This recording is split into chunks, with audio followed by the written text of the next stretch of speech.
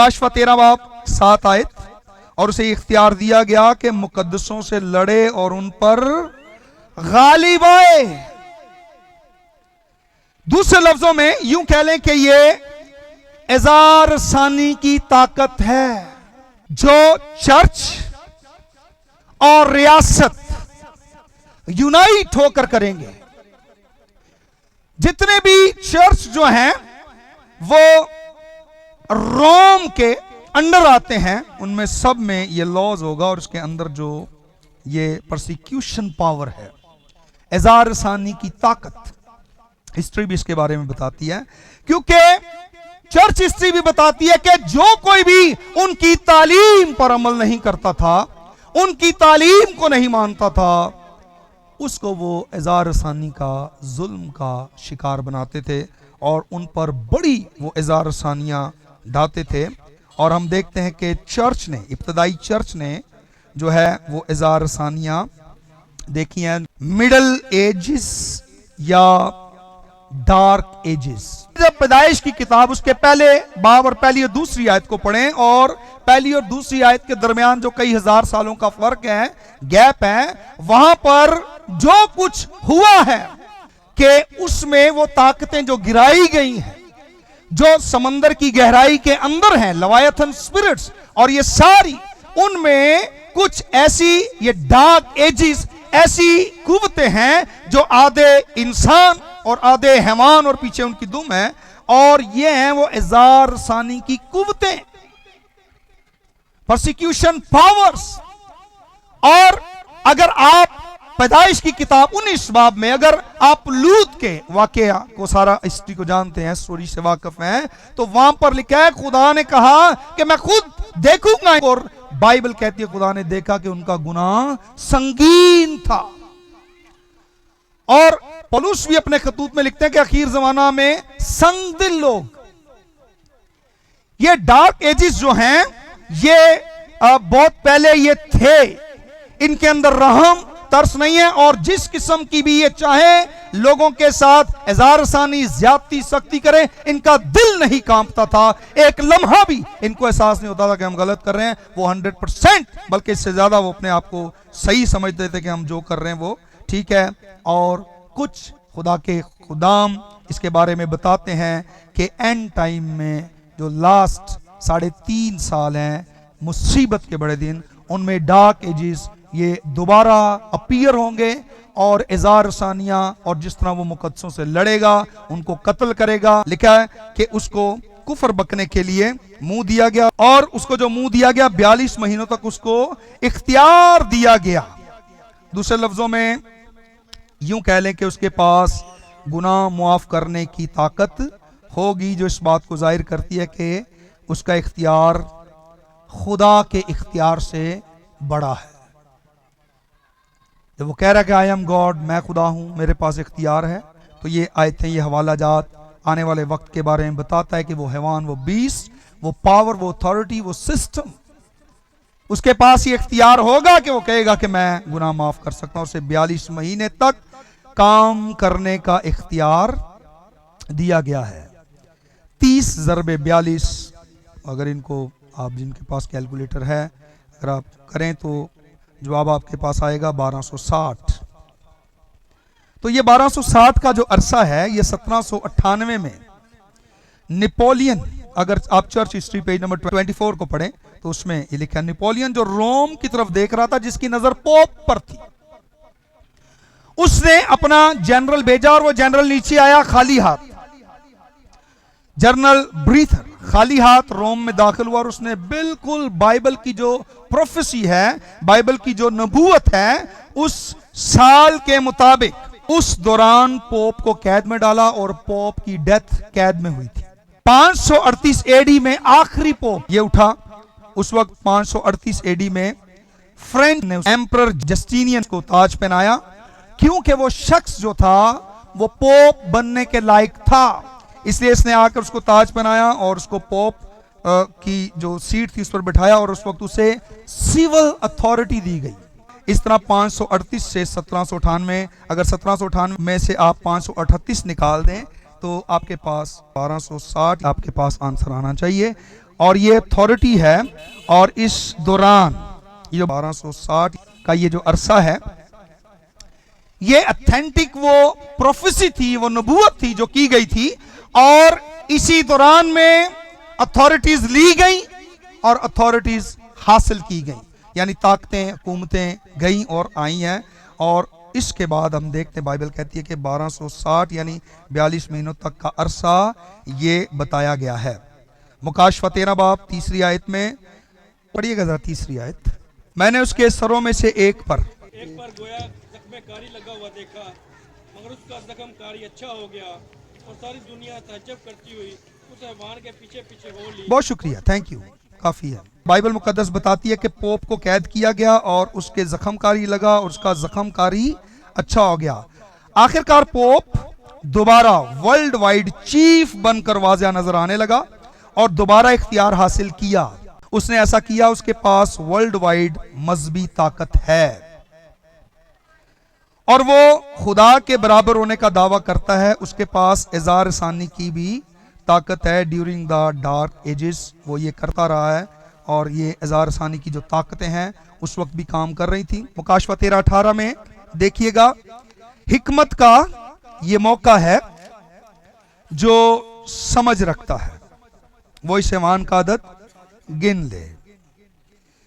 ये 666 जो है ये पोप का ऑफिशियल टाइटल है, यानी सरकारी ओहदा या उसकी सरकारी शनाख्त है। ये विकारियस फिली दे, vicar of the son of God, यानी कि विकारियस फिली दे कि वो खुदा का बेटा जो है उसकी मानिंद है। और ये सरकारी ओहदा सबसे ज्यादा मुस्तनिद सबूत है। अगर आप इसको रोमन न्यूमरस में कंप्यूट करते हैं तो ये इस तरह होगा। विकारियस के अगर कोई लिखना चाहता है तो लिख ले VICARIUS। और इनकी जो रोमन न्यूमरस है विजिकल, ये V जो है 5 के बराबर है और I 1 के, C 100 और A 0 और R 0 और 1 I 1 और U 5 और S 0। और अगर ये टोटल करें तो 112। फिली FILII, F0 I1 L50 I इजिकल टू 1 और फिर I है इजिकल टू 1 यानी 53 बनता है। डे DEI D 500 E0 और I 1 यानी 501। और अगर इन तीनों को टोटल करें 112 प्लस 53 प्लस 501 तो ये बनेगा 666। और यूहन्ना अपने दिनों में इन रोमन न्यूमरस को इस्तेमाल कर रहा है और ये बनता है विकारियस फिलिदे यानी खुदा के। और ये कुफर है। जीसस जो कुछ कह रहे हैं वो सच्चाई है, लेकिन ये हैवान, ये बीस्ट, चौथा हैवान जो खतरनाक है, ये दावा कर रहा है कि मैं खुदा के बेटा हूं या उसकी मानींद हूं। मुकाशफा 13 बाब 16-17 आयत, उसने सब बड़े छोटों पर निशान कर दिया और उसके हैवान का आदद क्या है 666, और जिस पर ये निशान नहीं वो खरीदो फरोख्त नहीं कर सकता। खुदा का कलाम ये कहता है कि उस वक्त ये सब कुछ यूनिवर्सल क्राइसिस के दौरान होगा, जब एक बहुत बड़ी मुसीबत जो है दुनिया में आएगी। और खुदा का कलाम बताता है कि खुदावंद यीशु मसीह के आने से पहले पूरी दुनिया में एक बहुत बड़ी मुसीबत आने वाली है। और यीशु ने भी कहा था कि उन मुसीबतों को देखते देखते लोगों की जान में जान बाकी ना रहेगी। बहुत सी प्रोफेसी हैं जो जीसस ने भी, आग, सैलाब, जलजले, समुद्री तूफान, कुदरती आफात, जंगो जदल, तनाजात, माली मुश्किलात, पूरी दुनिया उस वक्त एक वर्ल्ड वाइड गवर्नमेंट की तरफ देख रही होगी। हर शख्स ऐसे लीडर की तलाश कर रहा है जो आए और हमारी जान छूटे, हम कुछ कंफर्टेबल हों। हर बंदा परेशान। वर्ल्ड वाइड ये जो हुकूमत है इसकी तरफ, गवर्नमेंट की तरफ सब देख रहे होंगे, जो तमाम दुनिया के लोगों को इकट्ठा करके उनके दरमियान सलामती को दोबारा लेकर आएगा। जो यानी कि एक ऐसी सलामती, ऐसा अमन, ऐसा पीस दुनिया में होगा, वो समझेंगे हमारी मुश्किलों का हल यही है। जब 3.5 साल के बाद, क्योंकि कंपटीशन में तो वो है और बड़ा तनाजा है वर्शिप का, यहूदी एकल बनाएंगे, वो अपना बुत बनाकर नस्ब करेगा, उजाड़ने वाली मकरूह चीज, तब वो मुकद्दसों से लड़ेगा, क्योंकि मुकद्दस उसके सामने घुटने नहीं टेकेंगे और वो उनको कत्ल करेगा। लेकिन इससे पहले कि हैवान की छाप लगे, खुदावन अपने बंदों के माथे पर मोहर करेगा। हैवान की छाप और खुदा की मोहर, छाप नहीं, मोहर। देखें मुकाशफा 7 बाब और उसकी पहली दूसरी आयत, जब तक हम अपने बंदों के माथे पर मोहर ना कर लें। यहां पर खुदा की मोहर के बारे में जिक्र है कि पहले खुदा अपने लोगों के माथों पर मोहर करेगा। कितना आसान है, हमें समझ आ जाता है। चिप लगेगी, टीका लगेगा। ये कोविड-19 में लोगों ने लगवाए नहीं, 666 दी लगन दी है, ठीक है ना। वैक्सीन नहीं लगवाई ना कईयों ने, 2 साल बाद मर जाएंगे, ये हो जाएगा वो हो जाएगा। तो जब पता चल जाए तो कोई ये ब्रांड लेगा? 666 हमें फटाफट पता चल जाता है, ये सील ऑफ गॉड जो खुदा ने मोहर करनी है, एदा नहीं सानू पता लगता ये क्या है। कई समझते हैं कि रूल कुछ से मामूर हो जाएंगे, रूल कुछ नाज़िल होगा। सो मैं आपको बताना चाहता हूं, उस वक्त के बारे में लिखा, अगर कोई खुदावन का नाम ही लेगा तो नजात पाएगा। नाम ही लेना मुश्किल होगा तो रूल कुछ किमें हासिल करेंगे, वो दो ही मुश्किल काम है। बड़ी दिलचस्प बात है, हैवान हाथ और माथे पर छाप लगाएगा। गौर कीजिएगा, मैंने पहले बताया था कि ये सिंबल हैं, ये अलामतें, निशानात हैं। आपको अलर्ट किया जा रहा है, आपको इसके लिए आगाही दी जा रही है। आप बेदार हो जाए इसके बारे में, आपको होशियार होना है इसके बारे में। हैवान हाथ और माथे पर छाप लगाएगा, जबकि खुदा सिर्फ माथे पर मोहर करेगा। हाथ पे मोहर नहीं कर रहा खुदा, सिर्फ माथे पर मोहर कर रहा। और इब्लीस हैवान माथे पर और हाथ पर मोहर कर रहा है। हमें इस बात को समझने की जरूरत है, हम इसको कोशिश करेंगे समझने की। खुदा यहां कह रहा है कि इससे पहले कि लोग हैवान की छाप लें, मेरे लोग उस मोहर को हासिल करें। मोहर मतलब यह है कि खुदा कहता है वो मेरे लोग हैं।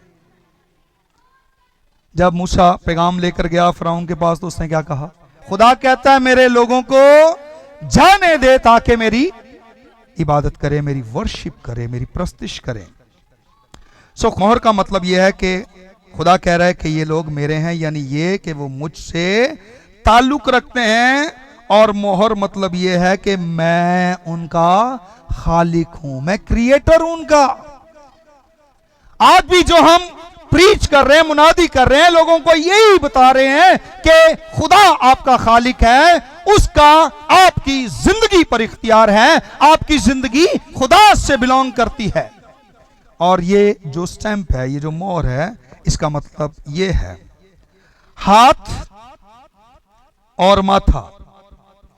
क्योंकि ये जो आपका ब्रेन, आपका माइंड, जब ये खुदा के कलाम को एक्सेप्ट कर लेता है, कबूल कर लेता है, और आप यीशु को अपना मालिक, अपना खालिक, अपना क्रिएटर, अपना मुक्तिदाता, सेवियर मान लेते हैं, तो जब आपका ये जहन खुदावन के साथ मुंसलिक हो जाता है और आपको दुनिया की कोई ताकत, कोई एज़ारसानी उससे अलग नहीं कर सकती। जिस तरह रसूल कहता है कि अब हमें खुदावन से कौन सी चीज जुदा कर सकेगी? ना मौत, ना इख्तियार, ना हुकूमतें, ना काल, ना तलवार, ना कोई और चीज, ना फरिश्ते। जब आप इस तौर पर खुदा के साथ मुंसलिक हो जाते हैं, एक कनेक्शन में आप खुदा के साथ होते हैं, तो फिर खुदा ये चाह रहा है कि पहले उन लोगों का जो माइंड और उनका हार्ट है, ये टोटली खुदा के साथ कनेक्ट हो जाए, ताकि उस बड़ी मुसीबत के दौर में जितनी बड़ी भी एज़ारसानी आ जाए, चाहे भूखा शेर सामने आ जाए, चाहे उनको भालों से छलनी छलनी कर दिया जाए, या उनका सर तलवार से कलम कर दिया जाए, या उनको जानवरों की खाल में सी दिया जाए, या उनको आरों से चीर दिया जाए, वो कभी भी जीसस का इनकार नहीं करेंगे। इस मोहर का मतलब यह है टोटली कनेक्टेड विद गॉड। उनका माइंड, उनका हार्ट, वो इस तरह से प्रिपेयर हो जाएंगे कि अब हमें मसीह की मोहब्बत से कोई चीज जुदा नहीं कर सकती। और माथा और हाथ जो लिखा है मोहर होगी, इसका मतलब है इब्लीस माइंड पर कब्जा करेगा, क्योंकि खुदा भी यहां से करता है। और जब हमने मान लिया कि खुदा हमारा सेवियर क्रिएटर है, तो हमने अपना आप उसको दे दिया। इब्लीस ने हमेशा खौफ के साथ हुकूमत की है। इब्लीस डर के साथ हुकूमत करता है। वो ऐसे रूल्स, ऐसे कवानीन बनाएगा कि डर के साथ हुकूमत करेगा। और डर जब इधर हो ना बंदे के, फिर उनाद को दुआ होंदी है ते ना आंदा यसू। और हाथ अथॉरिटी जबरन, आप माने या ना माने, दिस इज लॉ, और आपको ओबे करना है। नहीं मनना तो लानी है, कैद में जाएं, भूखे शेर के आगे फेंके जाएं, जो कुछ भी हो, जबरन। इब्लीस आपको धोखा देगा। Hand is symbol of force, और ये सारा कुछ वो जबरी करेगा। और जीसस ने पहले ही कह दिया था, अगर कोई तुझे बेगार में यानी जबरन एक कोस ले जाए तो कितने कोस जाना। और ये वही जा सकते हैं जिनका माइंड, हार्ट, दिल सब कुछ जीसस के साथ कनेक्ट हो चुका है, जुड़ चुके हैं, जो मान चुके हैं कि वो हमारा क्रिएटर है। वो तो नहीं फिरते, चाहे जितना मर्जी जुल्म हो जाए। हो सकता है कि इब्लीस जो धोखा दे रहा है, सांप ने जैसे बागे अदन में धोखा दिया था हवा को, वो जबरन मजबूर करेगा, क्योंकि अजदहा उसको अपनी ताकत दे रहा है। जबरी तब्दीली हो सकता है कैद के जरिए या बाय काट के ए बंदे दा हुक्का पानी बंद कर दो, कुछ भी नहीं उसको मिलेगा, खरीदो फरोख्त नहीं कर सकेगा। इस कदर सख्ती होगी, इस कदर ये सब कुछ उसमें। जब लोग भूख से मरने लगते हैं ना, फिर आंदे ने मरदा की ना करदा है, फिर लोग जो हैं वो दूसरा वे रास्ता इख्तियार करते। चलो कोई बात नहीं, लेकिन ऐसा नहीं करेंगे। मुकद्दसीन, खुदा के लोग मुकद्दसीन हर किस्म के हालात के लिए उस वक्त तैयार होंगे, और वो किसी भी तरह से जो है वो अपने हथियार नहीं डालेंगे, घुटने नहीं टेकेंगे। माथे पर मोहर मतलब खुदावन ने हमेशा लोगों को सच्चाई से जीता है, जबरदस्ती नहीं जीता, अपनी मोहब्बत से जीता है।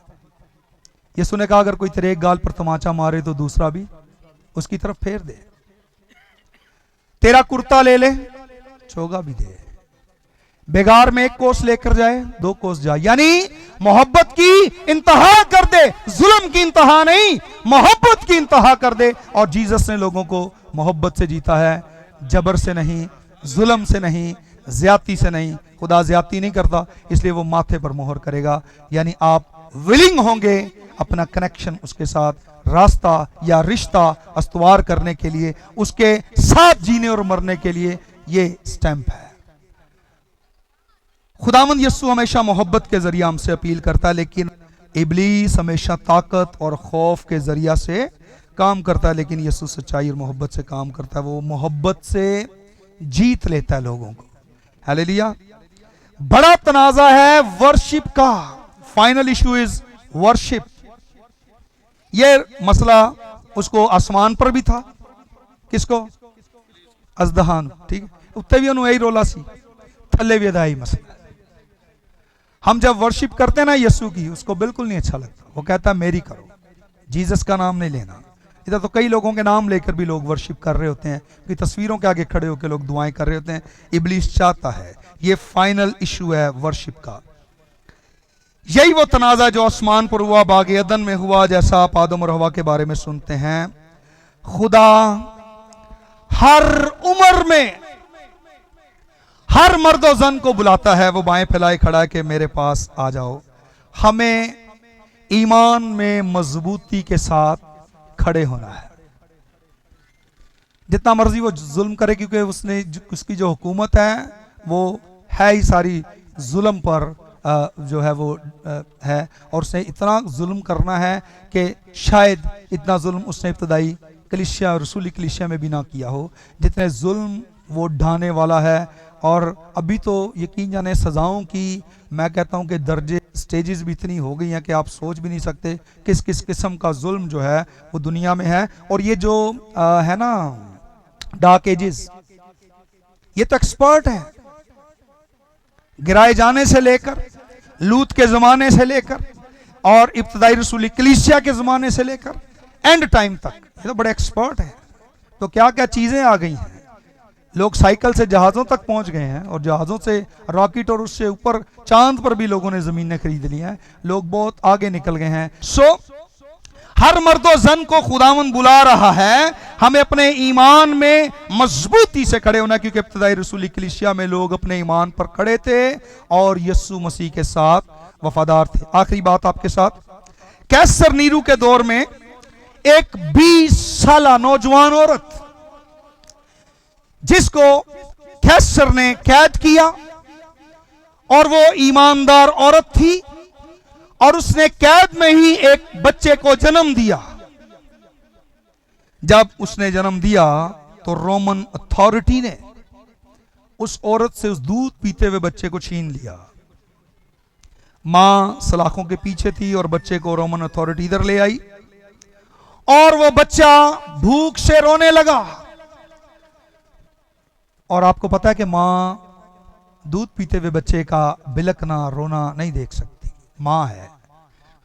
और मैं अक्सर ये कहता हूं कि मां इस जमीन पर खुदा का दूसरा रूप है, रियली। जब वो छोटा बच्चा रो रहा था भूख से, रोमन अथॉरिटी ने उस औरत से कहा अगर तू जीसस का डिनाई कर दे, इनकार कर दे, तो इस बच्चे को दूध पिला सकती है।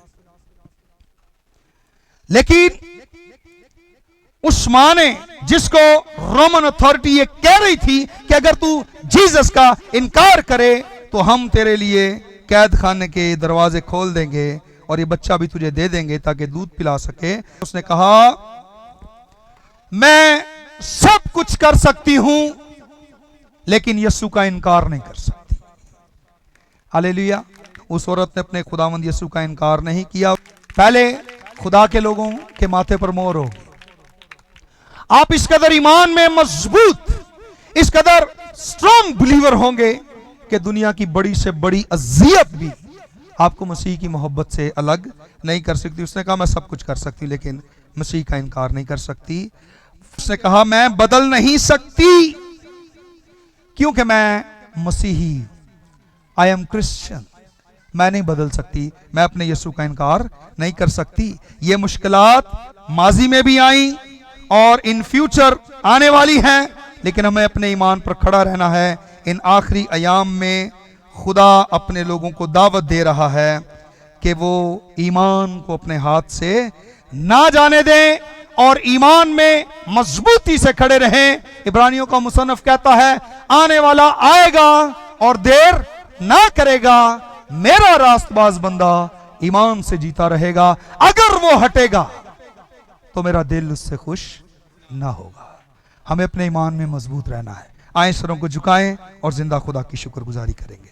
Praise the Lord.